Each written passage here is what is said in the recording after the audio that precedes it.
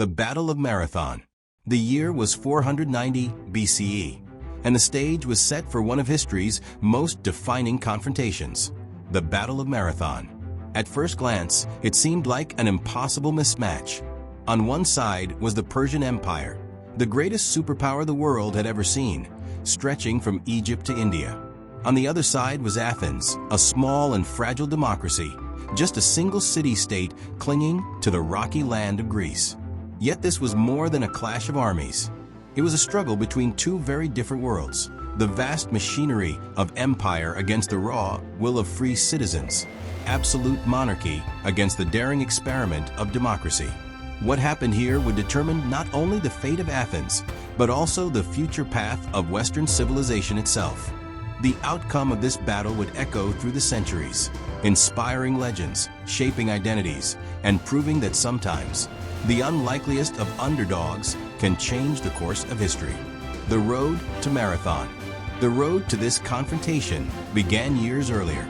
In 499 BCE, the Greek cities of Ionia, on the western coast of Asia Minor, rose in rebellion against their Persian overlords. The revolt was bold but short-lived, and Darius, the Persian king, crushed it swiftly and brutally. Still, two small Greek polis, Athens and Eretria, had dared to lend their support to the rebels. For Darius, this was an unforgivable insult. He was not just a conqueror, he was the self-proclaimed King of Kings. To him, such defiance was a personal wound. According to legend, he commanded a servant to whisper in his ear every day at dinner, "Master, remember the Athenians." Athens, meanwhile, was no ordinary city, only recently freed from tyranny. Its citizens had embraced the radical idea of democracy. This made Athens not only politically dangerous to Persia, but also symbolically threatening. If democracy spread, it could inspire rebellion throughout the empire. Darius was determined to punish Athens and make an example of her. The first expedition he sent against Greece ended in disaster, scattered by storms at sea. But he would not be humiliated twice. In 490 BCE, he ordered a second, larger invasion. The invasion. The Persian armada was a terrifying sight. Herodotus, the father of history, describes hundreds of ships carrying tens of thousands of soldiers. Most modern estimates suggest around 25,000 Persian infantry, supported by 1,000 elite cavalry. These were seasoned warriors, drawn from the many nations of the Persian Empire. Medes, Persians, Scythians, Egyptians, and more, each with their own fighting style, but all united under the great king. As the fleet swept across the Aegean, it left destruction in its wake. The city of Eretria, which had supported the Ionian revolt, was besieged, captured, and burned. Its people were enslaved, a warning to the Greeks of what awaited those who defied Persia. Athens watched this advance with dread. Knowing they could not face Persia alone, the Athenians dispatched their fastest runner, Phidippides, to Sparta, a distance of nearly 150 miles, to beg for help. He completed the journey in just 2 days, an almost superhuman feat, but Sparta, bound by its religious festival, refused to march until the full moon. For now, Athens was abandoned to its fate. The Persians chose their landing site carefully, the broad, flat plain of Marathon, some 26 miles northeast of Athens. It was the perfect ground for their cavalry to maneuver and crush the Greek hoplites. By choosing Marathon, the Persians sent a message: "We will destroy you in the open field, and then march unopposed to your city." The standoff. When the Athenians arrived at Marathon, they brought with them every able-bodied citizen who could bear arms, around 9,000 hoplites, supported by 1,000 allies from Plataea, their loyal neighbor. Though vastly outnumbered, they had something the Persians did not: the discipline and unity of the phalanx, a wall of overlapping shields and long spears that had proven deadly in Greek warfare. For several tense days, the two armies faced each other across the plain. The Persians waited, confident that fear or hunger would force Athens to surrender. The Athenians hesitated, knowing that a head-on fight against Persian cavalry could be suicide. Inside the Greek camp, fierce debates raged. Some argued that Athens should stay behind its walls and endure a siege. Others believed that fighting was the only way to preserve their freedom. The vote was tied until the polemarch Callimachus cast the deciding vote. Athens would fight. But still, the question of timing haunted them. When to strike? Then came a twist of fate. At some point during the standoff, the Persian cavalry, so feared by the Greeks, vanished from the field. Historians believe they were re-embarked onto ships, possibly to sail around the coast and attack Athens directly. This was the moment Athens had been waiting for. Their commander, Miltiades, urged immediate action. Without cavalry, the Persians stood vulnerable. Delay meant destruction. Boldness meant survival. And so, the decision was made. The citizen soldiers of Athens would march down from the hills onto the plain of Marathon and hurl themselves against the most powerful army the world had ever seen. The fate of Greece, and perhaps the future of freedom itself, now hung in the balance. The tension broke at last. After days of staring across the plain at their enemy, the Athenians made their move. Miltiades raised his hand, and the citizen army advanced. But instead of the slow, methodical march the Persians expected, the Greeks did something shocking. They charged.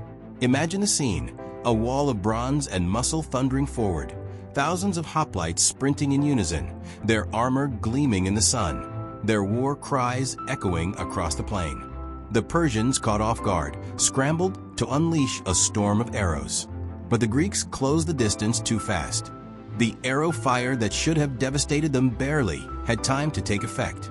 The first impact was brutal. Spears splintered, shields cracked, and men fell in heaps. The Persian center pressed forward, confident in their superior numbers. The Greek middle line, deliberately thinned, bent backward under the weight of the assault. For a moment, it seemed Athens had gambled and lost. But Miltiades' plan was unfolding. On the wings, where the Athenians had packed their strongest fighters, the Greeks pushed back hard. Shield locked to shield, step by step, they forced the Persians to give ground. Slowly, the wings began to wrap inward, curling like claws around the Persian center. Then the trap closed. The Persians, advancing in the middle, suddenly found themselves attacked from three sides. Panic erupted. Soldiers tripped over one another, their formations collapsed, and shouts of command were drowned in chaos. The Athenians seized the moment. With a furious drive, they cut down their enemies in droves. Men who had marched across seas and crushed empires now fled for their lives. The plain of Marathon became a slaughterhouse. The Persians turned in desperation to the only escape left, their ships. The chase was merciless. Greeks cut them down as they ran, their heavy spears piercing through linen armor. Some Persians drowned in the marshes, others were trampled in the rush for the boats. The fighting was so fierce that the Athenians nearly captured several ships before finally being driven back. When the dust settled, the scale of the miracle became clear. Over 6,000 Persians lay dead on the field, their bodies scattered in heaps across the plain. The Athenians, against all odds, had lost only 192 men. A victory so lopsided was almost unimaginable. The aftermath. But the danger wasn't over. Even as the Persians reeled from defeat, their fleet sailed south around Cape Saunian, aiming directly at undefended Athens. If they could strike the city before its army returned, the victory at Marathon would mean nothing. The Athenians understood. With no time to waste, the hoplites shouldered their shields once more and marched back the entire 26 miles to Athens without stopping. Dusty, bloodstained, and exhausted, they arrived just as the Persian ships came into view on the horizon. What the Persians saw must have shaken them. Instead of an open city ready to fall, the walls of Athens bristled with armed men, still fierce from battle. Darius' generals hesitated. To attack now, after such a crushing loss, would risk disaster. Slowly, the fleet turned away. Athens was saved. The relief was overwhelming. Against all logic, the Athenians had stood alone and won. Their city had been spared, their family safe. Word of the victory spread quickly through Greece, igniting hope that Persia could be resisted.